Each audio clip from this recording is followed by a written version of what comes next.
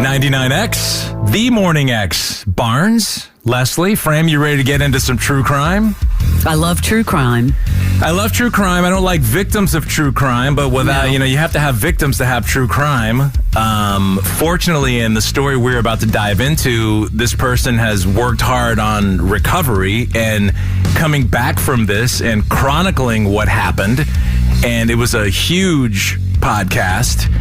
First, I want to play a clip. This was from 11 Alive. This will set up the story. This is the story we're talking about. The podcast is called Betrayal. And here is the story. Information this morning about a Cobb County teacher in jail charged with sexually assaulting a student. Spencer Herron was arrested Friday at his home in Ackworth. We've learned his arrest stems from an alleged 3-year sexual relationship with a 16-year-old female student. Investigators say the teen says it started back in 2016 when he allegedly groped her. It all happened on Kell High School property. The school's website lists the 48-year-old as the head of the career tech department and a coach. Herron is currently in the Cobb County Jail on a $55,000 bond. Please welcome Jenifer Faison, who is the former wife of the person who did these evil things. Hi, Jenifer. Hello. Hi. Good morning. I feel weird playing that clip because I don't want to trigger you into a bad space. But I kind of need to. Yeah, it's hard to hear, honestly. Even after all this time, it's been about 5 years, and that was really interesting to hear that again. You haven't heard that in 5 years? No, it's just I haven't heard it in a year. Okay, make me feel bad, Jenifer. Sorry. I mean, this make me feel bad. I know. This is the story. So, that's why you're here. That's why it's going to become a TV show on Hulu.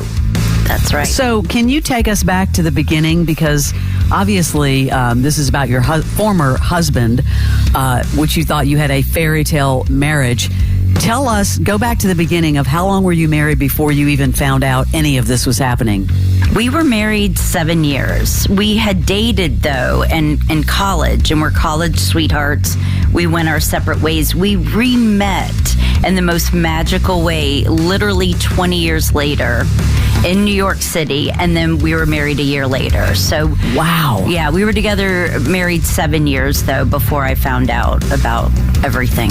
It's just vile. I listened to the podcast before. I have a connection between me and this story that led me to Jenifer, because it all took place in Atlanta. So I'm sure some of you listening have people that may know one of the parties or whatever.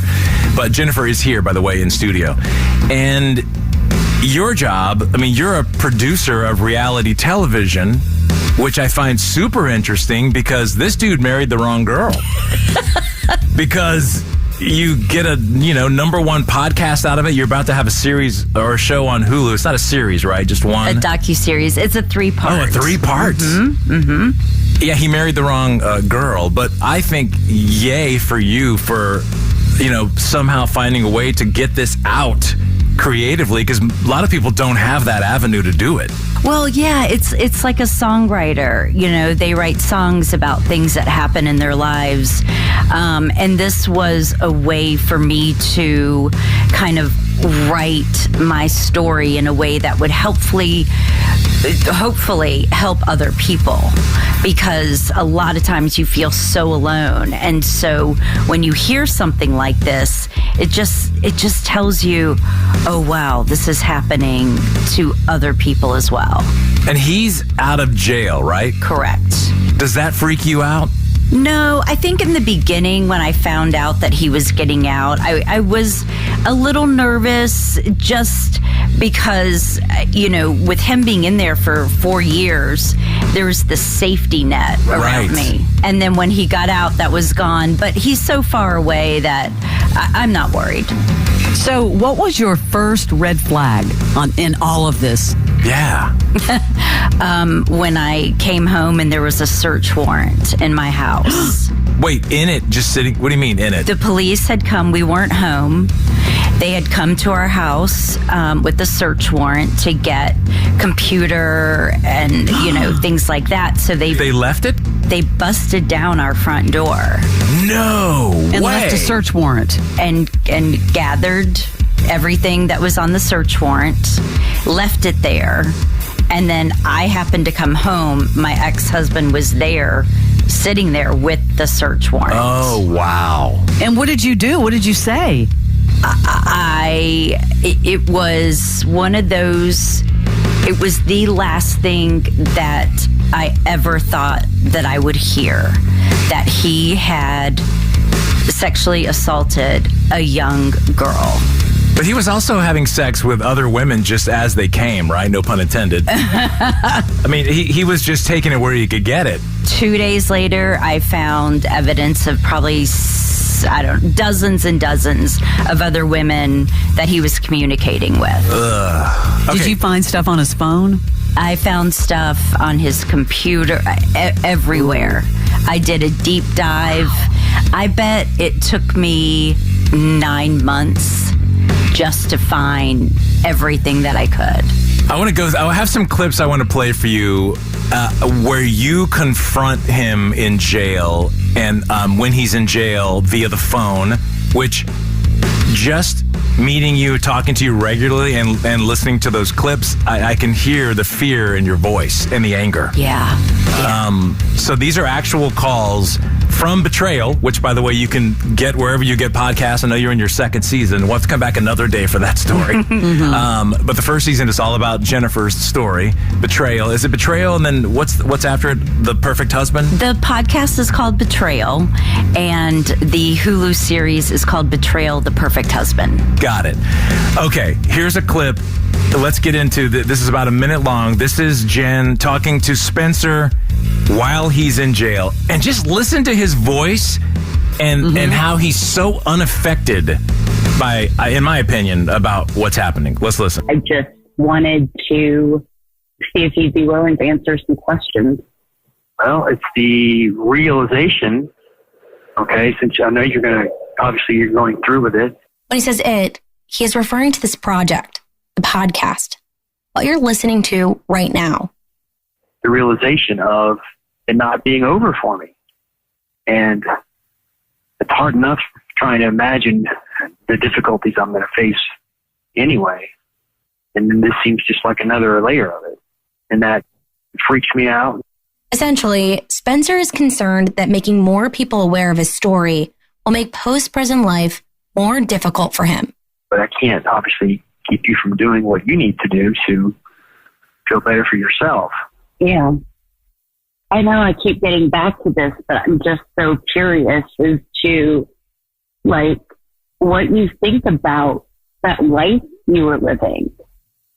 The main thing I can say is that it had gotten so out of control that it was, I don't want to say living a life of its own, because obviously I was in control of it, but it had taken on a dominance in my life that I didn't see coming.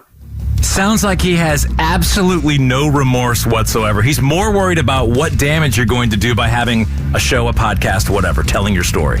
It's unreal. Is that what I'm hearing? Yes, that's what I hear. I hear no empathy. I hear it's everybody else's fault. That is so weird. Let me ask you a question, because I was reading a little bit about him. I guess he worked at this school for 16 years and was one year he was like teacher of the year, which is shocking. At no point in your marriage, because you were together 7 years, did you see any, I know I asked you this earlier, but any red flags with him, with his personality, anything he said, disappearing, anything he was hiding? Yes, yeah. Nothing, right? I am telling you, I have gone back through my mind and tried to find any little ounce. And I couldn't find one red flag. He was so present with me. But I think that's also just, it shows how good he was. Right. How good he was. Yeah. How good he was. We have to break. We'll be back with Jenifer Faison, who has Betrayal on Hulu.